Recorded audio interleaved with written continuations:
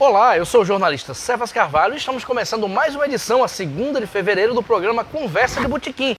Você sabe, um programa de entrevistas descontraído, mas com conteúdo, aqui no Bardalos Comida e Arte. Um programa de entrevistas com um bar em movimento. As pessoas sentando nas mesas, nas cadeiras, as pessoas perguntando. Você que está em casa assistindo pelo Facebook pode fazer perguntas e, como sempre, nós temos apoio do Cicobi, Adurne, Francisca Seguros e do Saiba Mais. Começou como nosso apoiador. E como anunciado, no programa de hoje eu vou entrevistar vereador em Natal, Robério Paulino. Ele vai falar, claro, sobre política, mandato, Natal, óleo de peroba, projetos e muito mais. Robério Paulino, um prazer recebê-lo. Boa tarde. É isso aí, Cefas. O prazer é meu. Muito obrigado pelo convite, pelo espaço.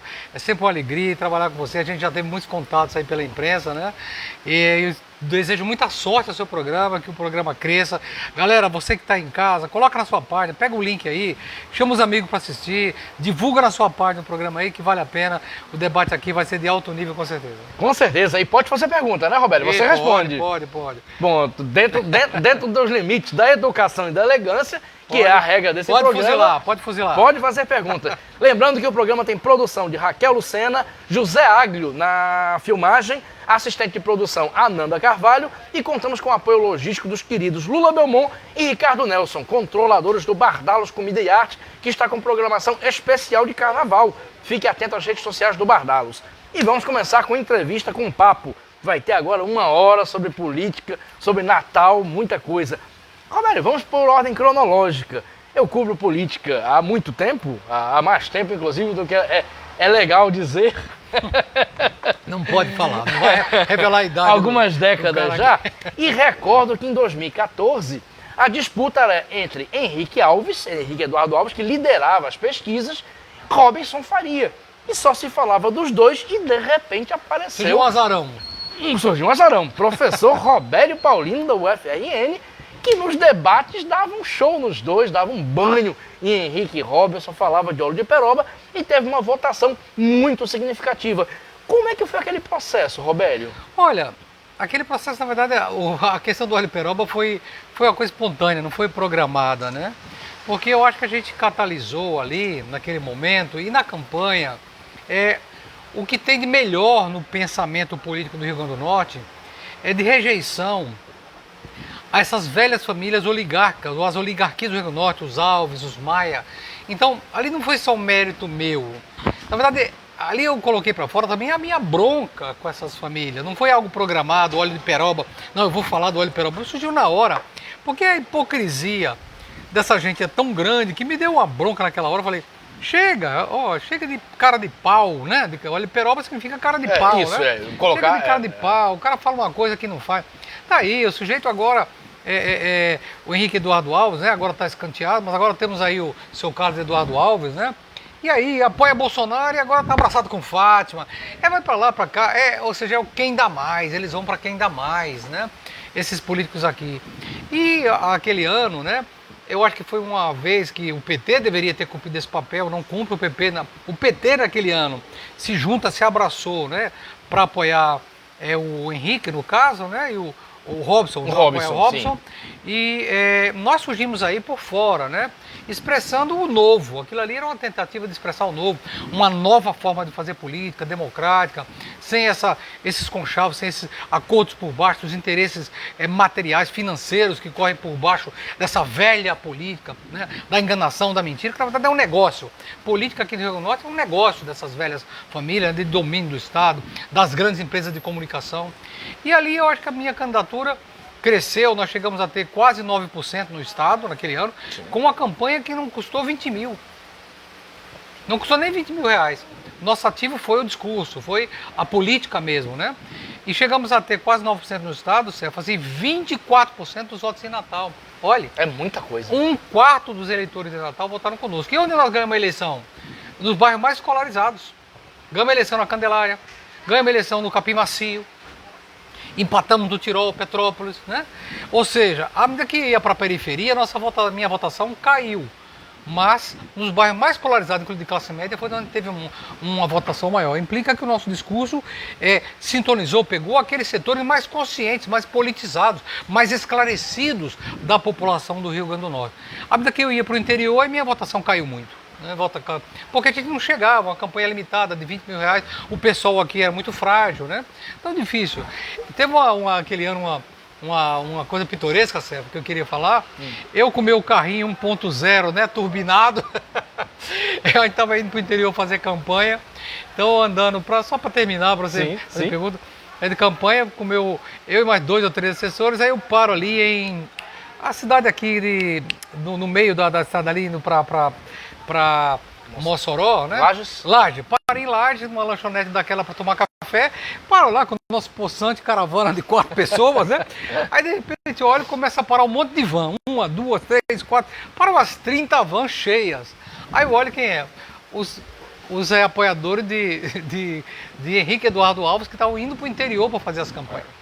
30 vans lotadas. Cada uma daquelas 30 vans ia para 5, 6 cidades do interior fazer campanha o dia inteiro. E nós com 1.0 fazendo campanha. Então foi a campanha do Tostão contra o Milhão. Nós podíamos ter tido uma votação muito maior se tivéssemos estrutura, né? Mas a força nossa ali foi a verdade, foi o discurso, foi a coerência, né? A ousadia da gente dizer o que tem que falar, de bater na cara, passar olho de peroba dessas velhas oligarquias que vivem enganando a nossa população, enganando, ludibriando, né? Passando o discurso de dizer uma coisa e fazer outra e mantendo o nosso Estado no atraso. Então, ali foi, eu acho que um grito de redenção, não foi o professor Robério. Eu acho que expressei ali a vontade de muita gente, especialmente da juventude e dos setores mais conscientes da população. Perfeito. Robério, eu ia fazer pergunta na ordem cronológica, ia perguntar sobre a campanha seguinte, mas uma questão que o senhor colocou me pareceu muito interessante, sobre como nos bairros mais escolarizados e mais elitizados foram mais votos. Me parece que essa também foi uma tendência quando o Marcelo Freixo, que na época era do PSOL, e hoje no Rio de Janeiro. No Rio de Janeiro, até brincavam. Por exemplo, eu tenho amigos, eu tenho família no Rio de Janeiro, de que, Freixo é bem votado no Leblon.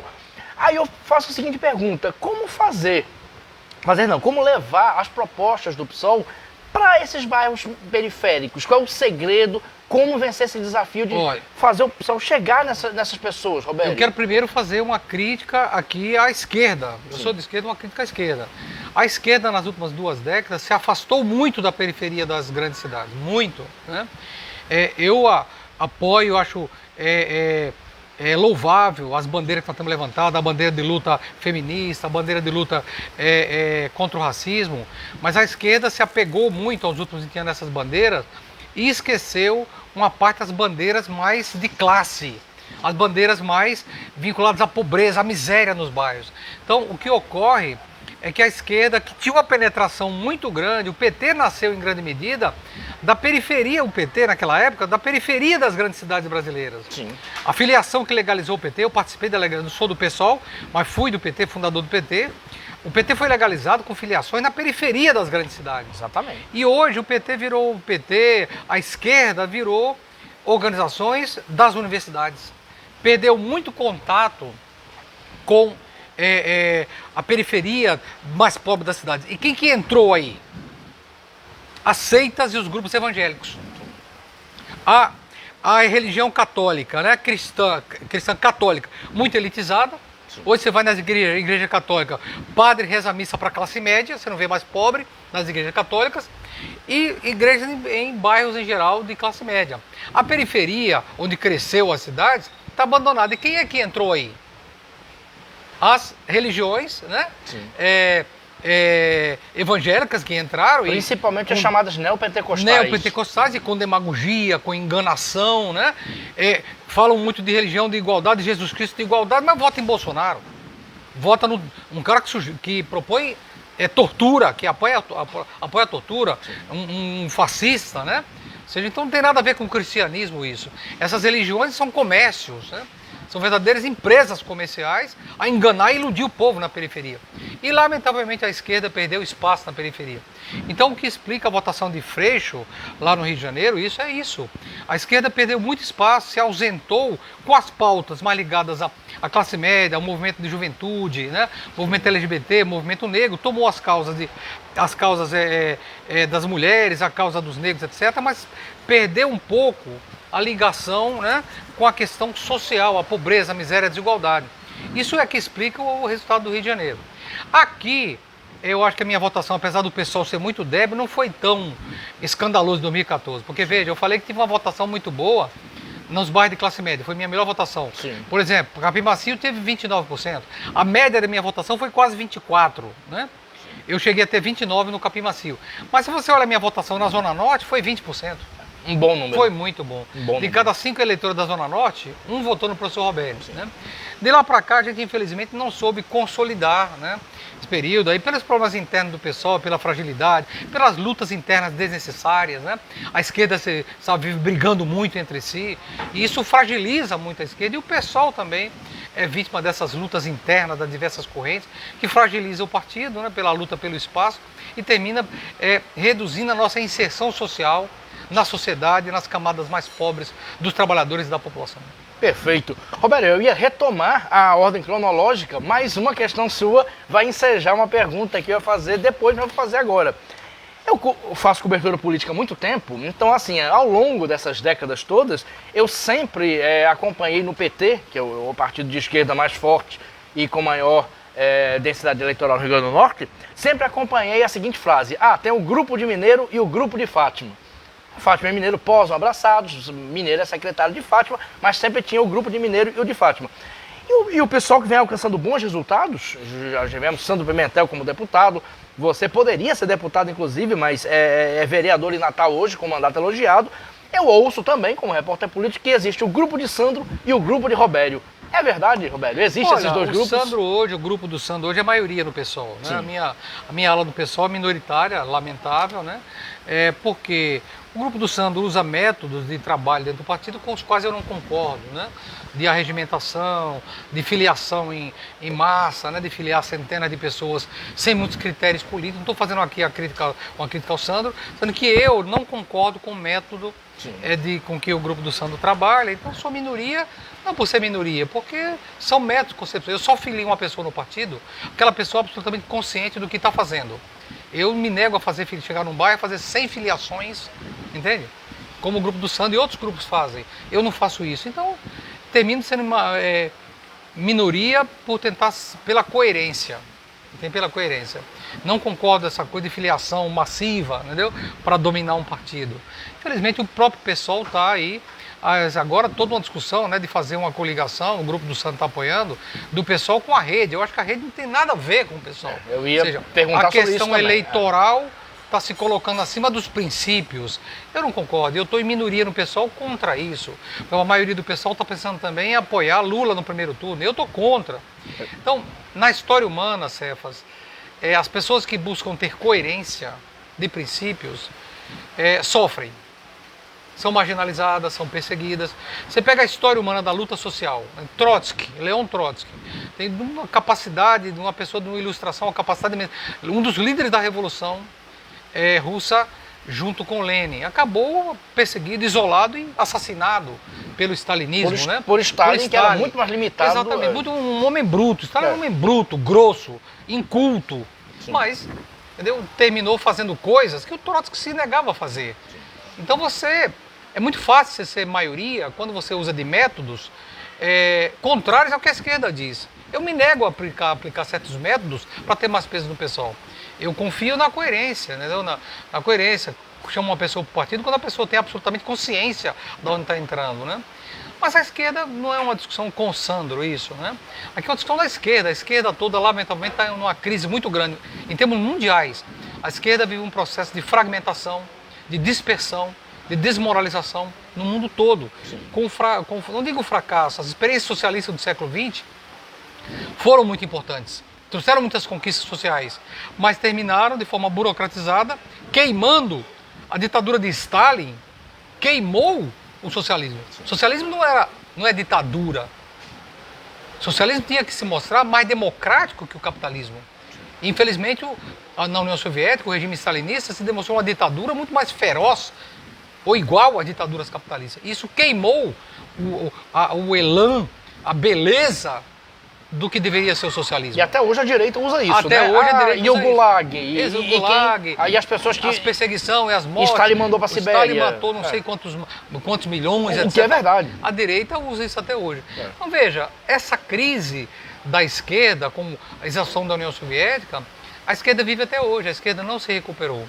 E lamentavelmente a maior parte da esquerda não fez uma autocrítica desses métodos errados. E tem parte da esquerda que critica o capitalismo, mas continua praticando o mesmo eleitoralismo que critica no capitalismo. Critica os partidos capitalistas, mas pratica dentro dos partidos de esquerda os mesmos métodos burocráticos, dentro dos partidos de esquerda. Isso leva à desmoralização, ao afastamento, principalmente os jovens, que se afastam. Um jovem vem para um partido de esquerda e vê esses métodos, vai embora, se afasta. Por isso a juventude hoje é tão avessa a entrar em partidos, inclusive partido de esquerda. Há uma corrente, uma tendência ao autonomismo, né? A juventude não quer entrar nos partidos com medo, com receio desses métodos burocráticos, né? Esses métodos autoritários. A esquerda devia mostrar outra coisa, diferente do capitalismo, dos partidos capitalistas. A esquerda deveria ser democrática, tolerante, generosa, mas infelizmente não é. Acontece. Nós estamos no programa Conversa de Botequim, aqui no Bar Dallas Comida e Arte. Lembrando que você pode fazer perguntas. A produtora Raquel Lucena e a assistente de produção Ananda Carvalho vão trazer as perguntas aqui, perguntas dentro do bom senso, mas se também não for dentro do bom senso, Roberto responde da mesma forma. Roberto, vamos voltar para a questão cronológica. Depois da eleição de 2014, que você competiu com duas pessoas, como você classificou, de oligarquias, né? Oligarquia Faria, Robson, filho de Osmundo, e Henrique Alves, filho de Aloísio. Na eleição seguinte, você tentou a prefeitura de Natal. Claro. E concorreu com Carlos Eduardo Alves. Como é que foi aquela experiência? É difícil, né? Como foi? Ser candidato a prefeito naquela circunstância? Claro, porque, digamos, ele está lá, né? E tem vários outros em volta, né? Vários outros em volta. Por isso, ele fala, dá um tempo. Perfeito. Vamos fazer a cronologia para agora. A gente só está falando, depois a gente fala de mais questões envolvidas nesse ato de tempo. A gente está falando, todo mundo está falando da eleição de 2022, né? O assunto do momento, se Ezequiel, presidente da Assembleia, vai ser candidato ou não. Fábio Faria já desistiu de tentar o Senado, né, pela oposição, deve ser Robério Marinho. Eu pergunto, quais os projetos de Robério Paulino para 2022, ou seja, agora? Isso não está definido. O que o pessoal definiu até agora é o lançamento da candidatura a governador, que vai ser do nosso companheiro, né, Daniel Moraes, que é o presidente estadual do partido, Daniel Moraes, e que foi escolhido já como candidato a governador pelo PSOL. Sim. Então, o pessoal não vai apoiar no primeiro turno Fátima Bezerra, Sim, a candidatura própria. A candidatura, e muito menos ainda vai apoiar a candidatura de o Carlos Eduardo Alves, que é o representante das oligarquias. O pessoal vai lançar sua candidatura tanto a governo quanto ao Senado. No caso do governo já está definido, vai ser o colega Daniel Moraes. No caso, para senador, há uma discussão comigo, né? Mas eu não defini ainda. A definição é se eu vou para deputado estadual ou se eu vou para Senado. Essa decisão não está tomada, a gente está conversando, avaliando se tiver condições, né, de ir a deputado estadual. Talvez seja o caso de sair com o mandato de deputado estadual, porque você não tem uma boa votação para senador, mas tem um mandato de... Mas a questão é se é possível. A votação do pessoal pode chegar a eleger, né? Se não, a gente pode sair também, mas não está definido. O professor Robério pode vir a sair para senador, né? Mas é uma decisão que não está sendo tomada ainda, que está sendo discutida, se o professor Robério vai para deputado ou se vai para senador. Deixa eu ainda ficar na mesma pergunta, Robério. A gente observando a questão da rejeição de uma parte do próprio PT, a própria deputada federal Natália Bonavides é contra o apoio do PT a Carlos Eduardo, ela diz isso explicitamente, e uma parte da militância também, pelo que acompanha nas redes sociais. A gente vê que a disputa para o Senado até agora tem Rogério Marinho e Carlos Eduardo. Não ficaria uma lacuna, um vácuo disponível para o candidato da esquerda? Sim. E nesse prisma, o seu nome não seria um indicado? Olha, Pelo capital eleitoral que o senhor já ganhou? Acho que sim, digamos. Vai se abrir uma situação parecida com 2014. Sim. Né, lembra? O PT se aliou lá com Robson, o Henrique Eduardo Alves. Você não tinha nenhum candidato a governador da esquerda e se abriu aquele espaço que o professor Robério, né, ocupou, né, 24% em Natal, Sim. quase 9% no estado. Eu acho que pode ser que agora se mostre para a prefeitura, para o governo do estado, como a governadora Fátima Bezerra, né, tem um certo prestígio e vai haver uma votação, uma coligação com a direita, com algum candidato de direita, Ezequiel, ou quem quer que seja, o voto do pessoal talvez seja um pouco menor. Vai ter uma boa votação. Se depender de mim, o colega, companheiro Daniel Moraes vai ter uma boa votação, vamos fazer, vamos ajudar. Agora, para o senador, há uma brecha maior. Muito maior. Porque como não teria o candidato do PT, eles estão rifando, literalmente entregando a cabeça. O PT está entregando a cabeça do senador Jean Paul Prats para se abraçar com o representante das oligarquias, que é o seu Carlos Eduardo Alves, o representante da oligarquia Alves. Isso vai abrir um espaço, porque muita gente que votaria no Carlos Eduardo, gente que vota com o PT, está dizendo que não vai votar em Carlos Eduardo. Então vai se abrir um espaço aqui, eu não sei de quando, de 10%, 15%, não sei quando, para um candidato de esquerda. Eu acho que se o nome do professor Robério a gente chegar a aprovar, nós vamos catalisar uma parte desses votos, né? Mas isso não está definido, isso vai de uma discussão dentro do partido ainda, tá bom? Mas é possível, então? É possível. É possível, se não está descartado. Tem outros nomes, Robério, outros nomes já lançados, pré-lançados para o Senado, dentro da máquina do PSOL? Tem 2 ou 3 nomes, mas não tá definido. Perfeito. Vamos ler aqui as mensagens repetindo que pode mandar perguntas. Cláudio Wagner, olha, poeta da SPVA, bom começo de noite. Obrigado, Cláudio, por prestigiar. Adélia Costa, presidente da SPVA, Sociedade de Poetas Vivos e Afins. Cuidado com os discursos totalizadores. Nem todo evangélico vota em Bolsonaro. Ótimo. Não, eu não quis aqui acusar os evangélicos. Eu concordo com... Como é o nome da colega? Adélia Costa, poeta. Adélia, concordo. Nem todo evangélico realmente vota em Bolsonaro. E eu acho, inclusive, que, felizmente, uma parte dos evangélicos que votou em Bolsonaro na eleição passada, agora não vai votar mais. Porque fez a experiência, né, se desiludiu, abriu os olhos e não vai votar mais. Pessoas percebem. Porque, veja, os evangélicos defendem o que Cristo defendia, que não tem a ver com o que Bolsonaro defende. Bolsonaro defende a tortura. Sim. Bolsonaro defende os ricos contra os pobres. É assim, faz demagogia.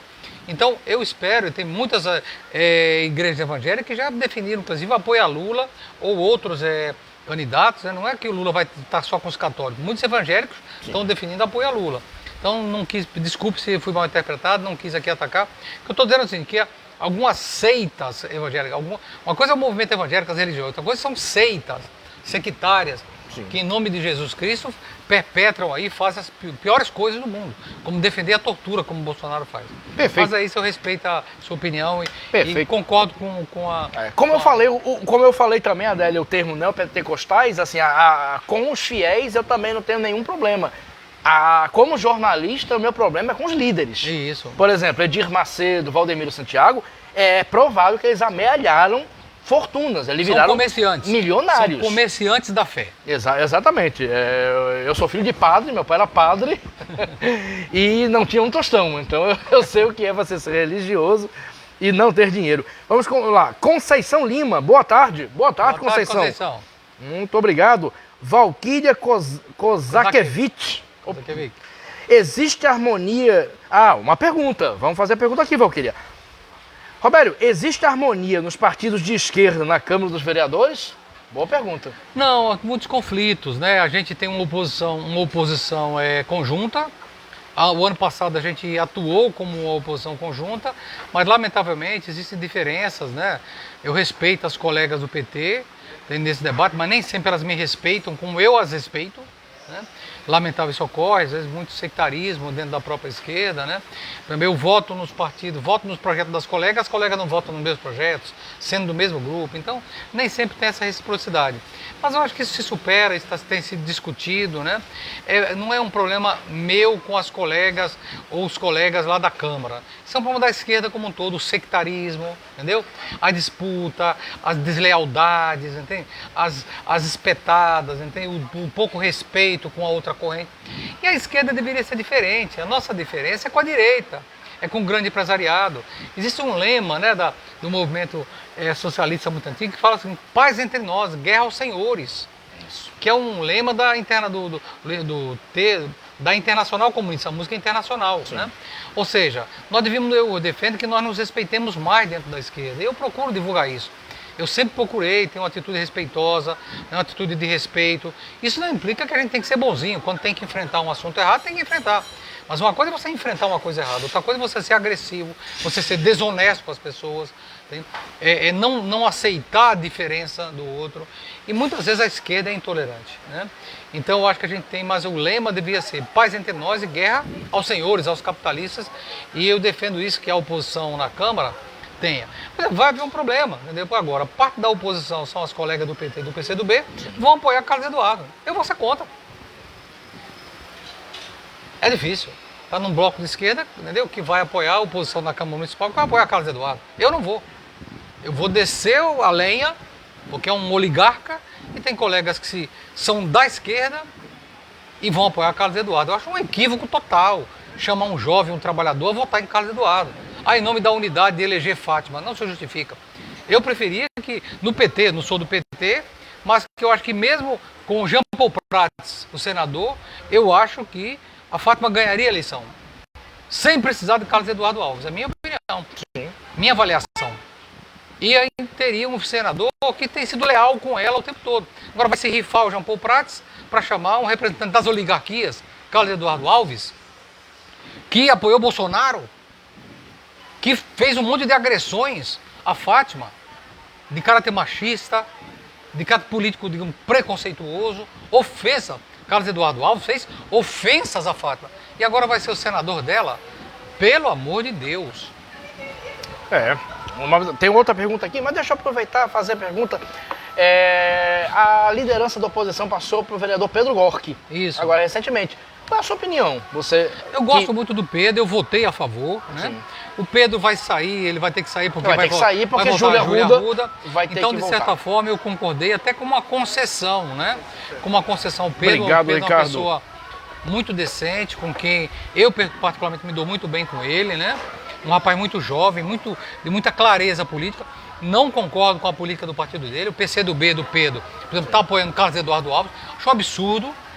Eu gosto muito do Pedro, mas vou discordar do Pedro, mas com respeito, certo? Pelo Pedro eu tenho um carinho imenso e votei na eleição dele para ser líder da oposição.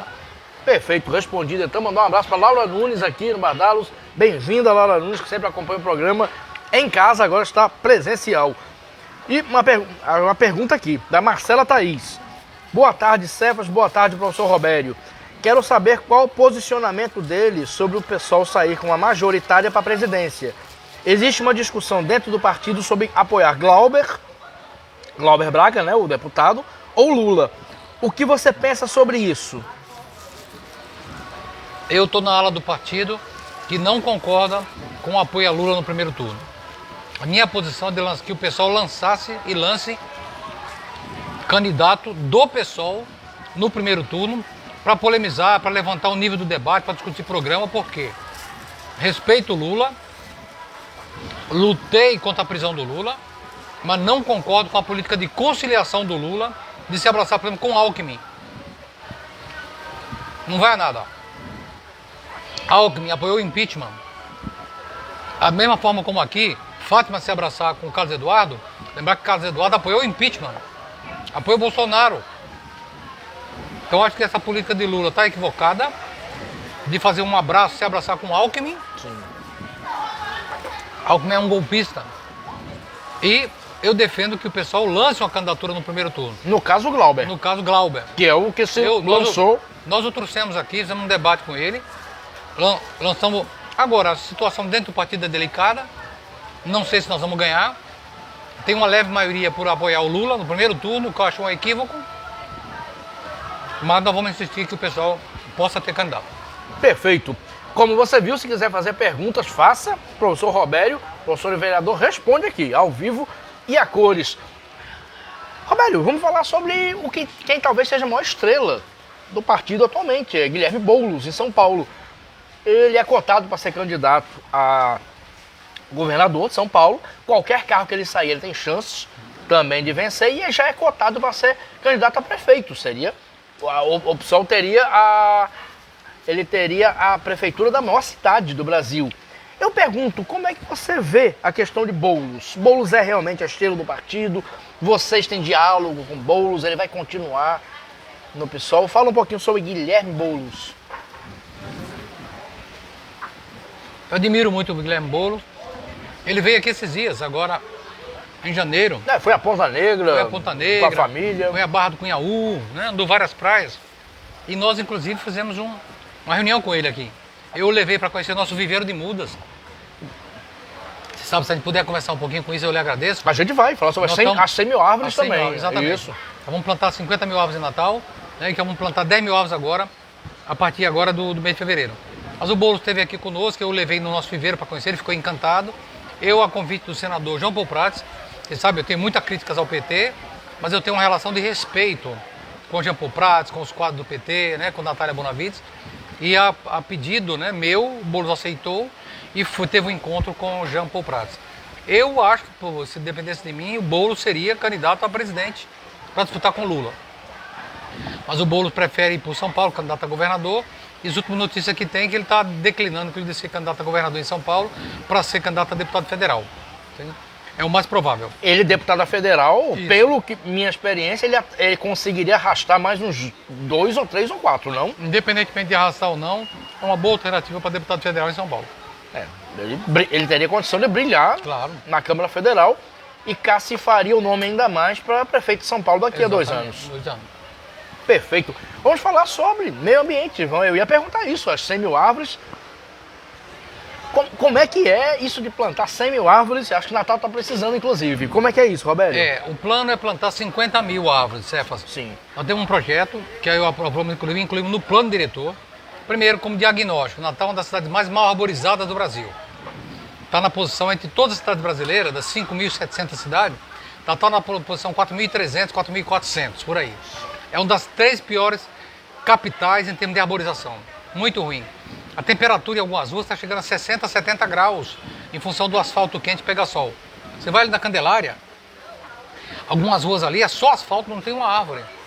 E o asfalto assimila a energia do sol, aquece o ar ali, tem locais ali com 50 a 60 graus na temperatura. Apesar de ter uma área grande, uma área verde grande, que é o Parque das Dunas, mas na cidade, na área urbana, é muito ruim. Sim.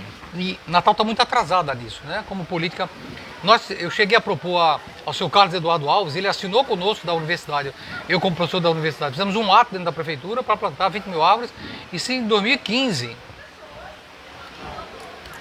se comprometeu com a gente, era para plantar 20 mil árvores, não plantou nenhuma, não fez nada. O prefeito Álvaro Dias ficou sabendo da proposta, nos procurou há 3 anos, começou a plantar, plantou nos últimos 2, 3 anos 7 mil árvores. Vocês até se encontraram recentemente. Exatamente, recentemente. E ontem nós tivemos um grande encontro para selar, bater o martelo. Nós vamos plantar durante 100 dias, agora a partir de fevereiro, de forma 100 dias ininterruptos, 10 mil árvores de Natal. As primeiras 10 mil árvores. Houve uma reunião com quase 50 pessoas para planejar isso. Já convido aqui, vai haver um grande ato, Cefas, aí, divulgo para você poder estar, sim, no dia 21 de março, no Parque da Cidade, um grande ato de lançamento do programa. O plantio vai começar antes, já no começo de março, mas vai ser um grande ato no dia 21, com a presença do prefeito, do reitor, do presidente da Câmara. Eu vou estar lá para a gente lançar esse programa de plantio de 10 mil árvores de Natal. Então, uma coisa que pode mudar completamente o ambiente urbano da cidade. Para você ter noção, você que trabalhava em Parnamirim, se você plantar lá do aeroporto Velho Parnamirim, sim, vindo pela BR-101, passando pela Salgado Filho até o Tirol, uma árvore de 10 em 10 metros, isso dá 1000 mudas. 10 quilômetros, que é mais ou menos esse tamanho, sim, uma árvore de 10 em 10 metros, dá é 1.000 árvores. Sim. Agora você multiplica 10 avenidas de 10 quilômetros vezes 10. É muito que nós vamos plantar em Natal. Nós vamos plantar 10.000 árvores agora, em 100 dias. Muito bom. Agora, o que eu faço de pedido a cada um de vocês, inclusive que está assistindo aqui, essas árvores vão morrer se não tiver quem cuide. O clima nosso é muito inclemente. Então peço a vocês, mesmo os poucas ou muitas pessoas que estejam assistindo a gente, que adote uma praça em Natal. O que eu fiz? Por exemplo, vou dar um exemplo para você, aquela praça Henrique Carlone, a praça do Disco Voador lá em Ponta Negra. Aquela praça está virando um lindo bosque. Eu arborizei aquela praça com minha esposa e com meu filho. Plantamos ali quase 400 árvores. E no verão, essas árvores morrem. O que a gente fazia? Às vezes o pessoal achava que o professor Roberto era um trouxa. Em vez de estar na praia, estava lá igual um babaca, sábado à tarde, com uma aguinha, meu filho pequenininho, regando planta, 200, 300 plantas. Nós fizemos sobreviver ali 300 árvores. Aquela praça vai virar um bosque. Eu pedia que cada um de vocês que está escutando aqui adotasse uma praça, arborize a praça e cuide. Porque essa vai ser a sua praça daqui a 20 anos. As praças, principalmente da Zona Norte de Natal, são um deserto, um caos. São depósitos de lixo. Sim. As praças da Zona Oeste de Natal, da Zona Norte de Natal, são depósitos de lixo. E você que está nos escutando, adote uma praça dessa. Durante 2 anos, cuide daquela praça, coloque 100 mudas lá. Nós temos, só para vocês saberem, no viveiro nosso da UFRN, nós temos 20.000 mudas disponíveis, gratuitas para doar. 20 mil? 20.000. Isso é pouco divulgado, professor. Por Mas quê? já Pouco convido divulgado? aqui todo sábado pela manhã, quem quiser ir, todo sábado, se você quiser fazer um dos seus programas lá, Posso sim. todo sábado de manhã a gente toma um café coletivo às 8 horas, por trás do prédio do Xixila, lá no campo, por trás do prédio do Xixila, às 8 horas, todo sábado. Não vai ter agora porque é carnaval. No sábado depois do carnaval que vai ter. Vão crianças, pais, famílias, e a gente toma um café e produz centenas de mudas todo sábado lá. E estamos com 20.000 mudas lá no campo já da UFRN que vamos doar para a prefeitura, porque a prefeitura não tem. Então veja, nós da UFRN, sou da vereador, mas sou também professor da UFRN, a UFRN vai estar doando para Natal as mudas que a cidade não tem. Desse nosso viveiro lá do campus. Perfeito. Então quero convidar vocês a ajudar na produção de muda. Se você é outra coisa, coisas bobas, você come um abacate em casa, não joga mais fora aquele caroço, traga pra gente. Caroço de manga, entendeu? Caroço de outras frutas, né? Tem muito pau-brasil em Natal que as pessoas não sabem, nós estamos coletando, viu um pé do pau-brasil, pega a sementinha e traz pra gente. Cada sementinha, um caroço de manga, um caroço de abacate que você come, vai virar uma árvore. São coisas simples, né? Coisas vereador? simples que nós estamos recolhendo. Então peço a todos vocês, não joguem fora mais um único caroço de abacate, um caroço de manga, tragam pra gente. E todo sábado pela manhã, 8 horas da manhã, a gente está reunido no campus da UFRN, por trás do prédio do Xixila, sentando o apoio e produzindo mudas. Então com 20.000 mudas e queremos chegar a 50.000 até o meio do ano. Para o quê? Para arborizar a cidade inteira. E agora, feliz com esse acordo com a prefeitura, eu faço oposição ao prefeito Álvaro Eu ia perguntar isso. Faço oposição a ele, mas eu acho que os interesses da cidade têm que estar acima desse interesse Sim. da luta política aqui embaixo. Então a gente conseguiu deixar de lado. Na Câmara você é oposição a ele, Sim. mas o acordo com ele não é só enquanto Câmara, é um acordo interinstitucional. O acordo não é do professor Robério, o acordo é Prefeitura, Câmara e o UFRN para plantar em Natal. E eu estou nesse acordo com ele aí, com esse acordo interinstitucional. Sim. Não é o professor Robério vereador com ele, é o representante... E o acordo é nesse tema específico. Nesse tema específico. Não quer de dizer que é plantio. para plano diretor, não Nada, quer dizer nada. que para Outras questões culturais Nós concorde com fazemos oposição a ele lá na Câmara. Sim. Mas se ele topou fazer esse acordo, um acordo interinstitucional, Prefeitura, UFRN e Câmara, nós vamos plantar 10.000 árvores nesse acordo. ele. Perfeito. Nós estamos no programa Conversa de Botequim, está indo para a reta final do programa, já está quase passando 1 hora. Se alguém tiver fazer pergunta, faça aqui na reta final das perguntas. A produção vai trazer as perguntas aqui para fazer. Agradeço a quem está acompanhando o programa e está fazendo perguntas. Agradeço aqui a Lula Belmont e Ricardo Nelson, os comandantes do Bardalos. O queijo tá bom? Tá ótimo. O queijo aqui é gostoso. Acho que eu vou comer todinho, você não vai comer. Eu tô comendo mais que você. Você fica falando demais aí, eu tô comendo. Não, você tava falando, eu tava comendo. Vereador Roberto, deixa eu fazer uma pergunta agora macro, aquelas perguntas sobre a nossa realidade. Nós estamos vivendo um governo totalitário, truculento, né, do presidente ou ex-presidente Jair Bolsonaro, que recentemente foi à Rússia. A claque dele anunciou que o presidente Bolsonaro havia evitado a Terceira Guerra Mundial. Uma semana depois que ele volta, a Rússia... Obrigado, Ananda. Preciso que você me dê. Obrigado. Uma semana depois que Bolsonaro volta, o presidente da Rússia, Vladimir Putin, invade a Ucrânia. Como é que você vê essa junção de tudo? Um desgoverno totalitário fascista, pandemia ainda com a gente aqui, possibilidade de uma guerra mundial, porque pode envolver a OTAN, pode envolver os Estados Unidos. Como é que você observa isso tudo, Roberto? Primeiro, a visita à Rússia Sabe o que o Putin tá ligando pro Bolsonaro? Nada. Ele quer saber, sim, do comércio da Rússia com o Brasil, porque o Brasil precisa fornecer produtos para o inverno russo, açúcar, né? Comprar uma parte do petróleo, que a Rússia precisa desse comércio com o Brasil, como a China precisa. Mas ideologicamente, sabe qual é o apreço que o Putin tem para o Bolsonaro? Nada. Bolsonaro é carta fora do baralho. Bolsonaro é um palhaço, ninguém liga para ele. E ele pisou na bola completa, porque veja, ele se diz defensor dos Estados Unidos, lembra? Pegou a bandeira americana, bateu continência para a bandeira americana, não sei o que e tal. Aí na hora que os Estados Unidos está chocado com a Rússia, o cara vai visitar a Rússia. Ele é um palhaço, né? Ele está fazendo isso para tentar... Lula, mais uma por gentileza. Desculpa, Roberto. Ele está fazendo isso para tentar mostrar que tem parceiros internacionais, porque ele está isolado. Bolsonaro vai às reuniões da ONU, vai às reuniões internacionais e fica igual um pária. Os chefes de governo conversando entre si e ele do lado lá, isolado. Vai aos Estados Unidos e não conseguiu entrar num restaurante para comer um sanduíche. Ele não foi proibido porque não se vacinou. Ele não pôde entrar em um restaurante em Nova York, um palhaço, comendo um sanduíche nos fundos de uma lanchonete. No meio da rua, constrangedor. Isso é uma vergonha, né? Esse é o presidente que o país escolheu. Lamentável, e tem gente que continua defendendo esse sujeito. Né? Mas está cada vez menor o número.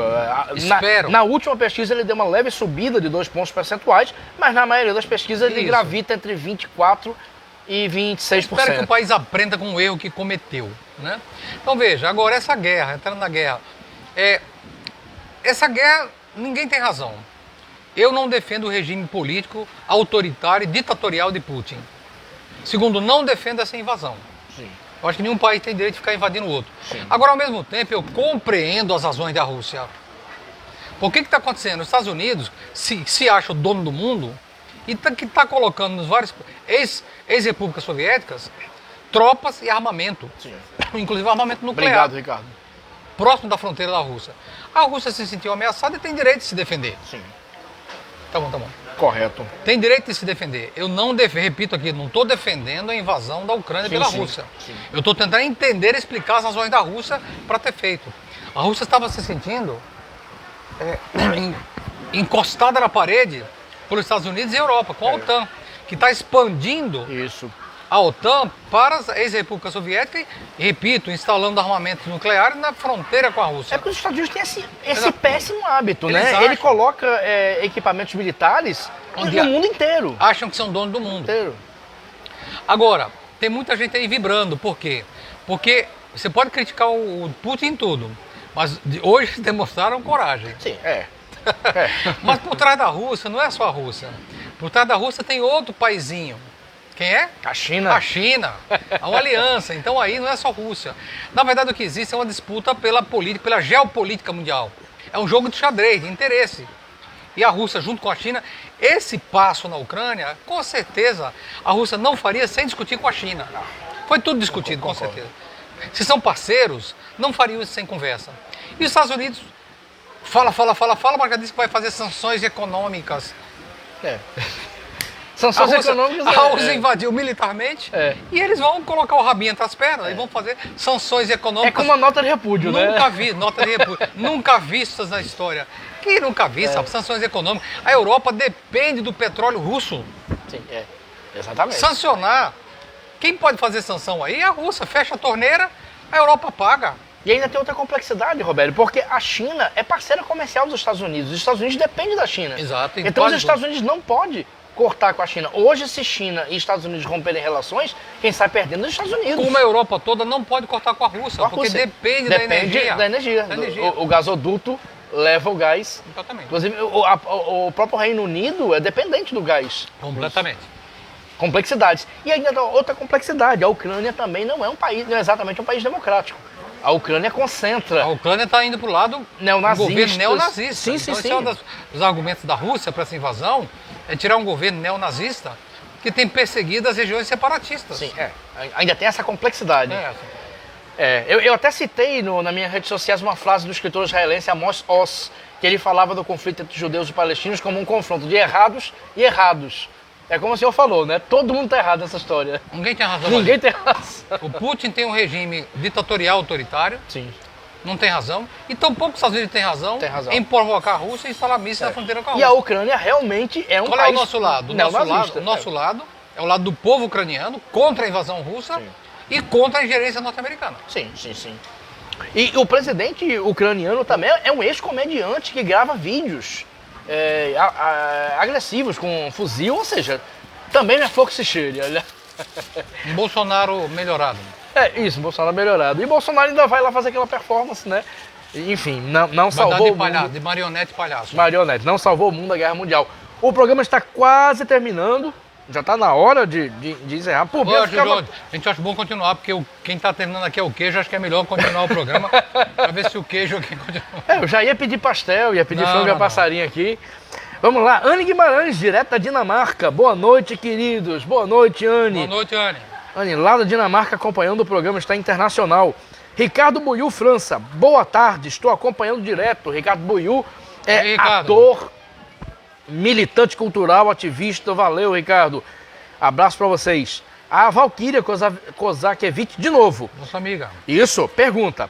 Quais os seus principais projetos a serem votados na Câmara de Vereadores? E ela tem outra pergunta, essa é a primeira. Quais os seus principais projetos a serem votados na Câmara? As nossas prioridades na Câmara são a defesa da educação. Nós defendemos a educação em tempo integral e Natal. Né? Defendemos o aumento do piso, o cumprimento do piso nacional dos professores, que nem a Prefeitura... Obrigado, vamos parar por aqui. Tá bom. Que nem a Prefeitura e tampouco a governadora, que é a professora, está cumprindo. Nesse momento há uma greve de professores estaduais, com a qual estou completamente solidário, até como professor, completamente solidário. Tenho apoiado essa greve, porque os professores merecem esse piso de R$ 3.300, que já é baixo, não é dádiva de Bolsonaro, não. Isso é uma reivindicação que vem de muito tempo. Bolsonaro faz apenas demagogia. O piso dos professores devia ser até maior que isso. O Rio Grande do Norte tem um dos menores salários de professores do Brasil.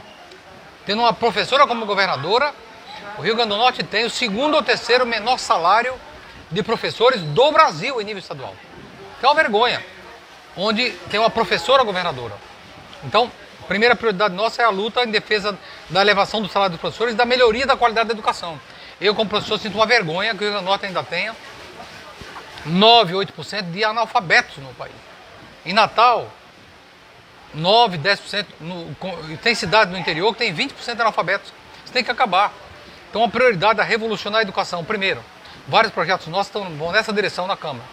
Segundo lugar, em Natal, como vereador, a questão da arborização que eu já tratei. Nós vamos aí, já abordei esse tema, quero só pontuar aqui, colocar 10 mil árvores em Natal agora e vamos tentar plantar 50 mil árvores em Natal. Mudar completamente o ambiente urbano.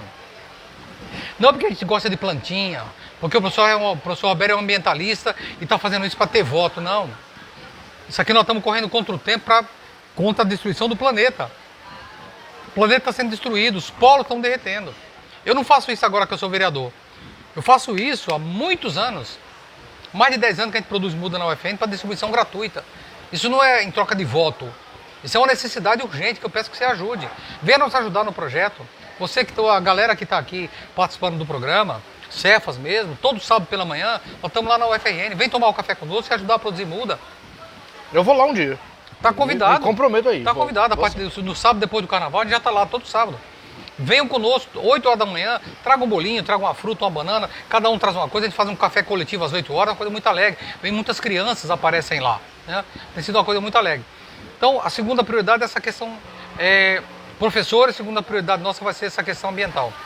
E a terceira prioridade nossa vai ser uma guerra contra essas latas velhas que rodam em Natal, que chamam de ônibus, contra o Setúnio. Por quê? Natal não merece. Natal está uma cidade que está indo para 1 milhão de habitantes, passando de 900 mil habitantes. Não tem um ônibus novo. É tudo ônibus velho, reformado, trazido de outras cidades. E eu tenho falado muito, hoje mesmo falei na Câmara, duramente contra isso.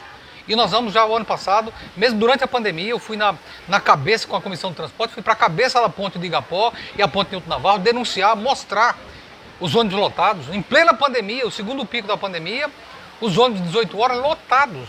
Ou seja, o principal vetor de transmissão da Covid em Natal, acredito que tenha sido os ônibus lotados. Que de que adianta a gente colocar uma máscara dentro do trabalho, na repartição, o dia inteiro, aí chega no ônibus às 18 horas, todo mundo dentro de um ônibus, encostado na outra pessoa. Os ônibus, não tem dúvida que foi um elemento de transmissão. Então é uma guerra, e eu quero avisar os senhores do Setune aqui, é uma guerra marcada, não vamos tirar, eles podem fazer, eles não respeitam ninguém, nem o judiciário. Foi votado, o judiciário votou para votar 100% da frota, eles desrespeitaram até o judiciário. Eu não tenho força sozinho, nem a Comissão de Transporte lá na Câmara. Vai depender de quem? Da população. Essa situação só vai mudar no dia que a população não aceita mais. A população protestar. Na Holanda, havia um grande problema com o transporte público. Sabe o que a população fez? Foi para o centro de Amsterdã, parou o país em greve geral, sentou nas ruas e o país parou. E a população disse, olha, só vamos parar a greve nacional na hora que tiver isso, se tiver metrô, tiver transporte público, assim, assado, o governo foi obrigado a fazer. Senão o país parava. Infelizmente a nossa população é muito quieta. Nossa população aceita as coisas facilmente. Galera, precisa se rebelar. Precisa ir pra cima, porque senão nada vai mudar. Se você ficar esperando dos políticos, eu votei num político, vou esperar por ele, não vai mudar nada. Perfeito.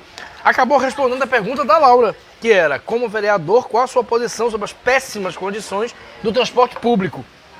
Né? Acabou, e o que tem feito na Câmara para mudar. Perfeito, acabou respondendo, né, Laura? E a Valquíria ainda tinha uma segunda pergunta. Qual o seu maior sonho? Mas eu não sei se a Valquíria está se referindo a sonho político, ou sonho de assistir um show dos Rolling Stones, ou conhecer o Egito. Mas, bem, pergunta dela, qual o seu maior sonho? Meu maior sonho é um sonho de um mundo globalmente melhor. Um planeta melhor, uma sociedade humana melhor. Hoje eu falava na Câmara, eu sou vereador, e o pessoal estranhou porque eu falei da Ucrânia. Mas, professor, o que diabo tem a ver? O senhor é vereador de Natal, está falando da Ucrânia? Eu falei, estou falando da Ucrânia. Nossa casa, a gente mora onde, gente? A gente não mora em Natal. A gente não mora na zona norte de Natal. Nós somos habitantes do planeta. Nós temos os mesmos problemas que o jovem chinês, que o trabalhador da Ucrânia, que o trabalhador europeu, o trabalhador japonês ou o trabalhador indiano. Nossa casa é o planeta. Então, nós temos problemas que são comuns. Ou a humanidade tem uma saída global para o planeta, para a sociedade, ou não tem saída para o Brasil, para os Estados Unidos, saídas locais.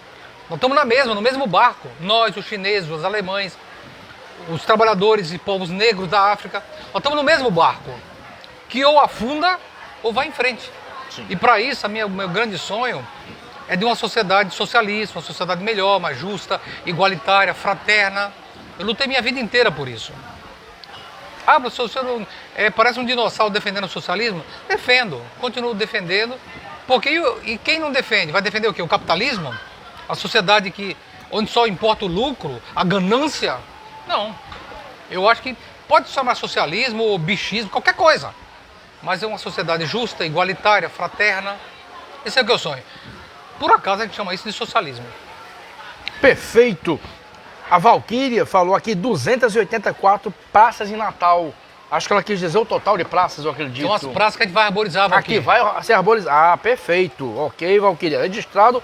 E quem chegou aqui no Bardal, mandou um abraço, foi Ricardo Buiú.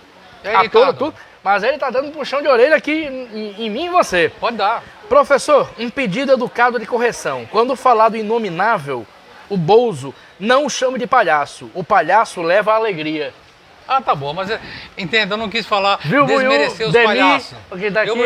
Eu não quis desmerecer, eu acho que realmente é verdade. Eu acho que os palhaços não merecem a comparação com o Bolsonaro.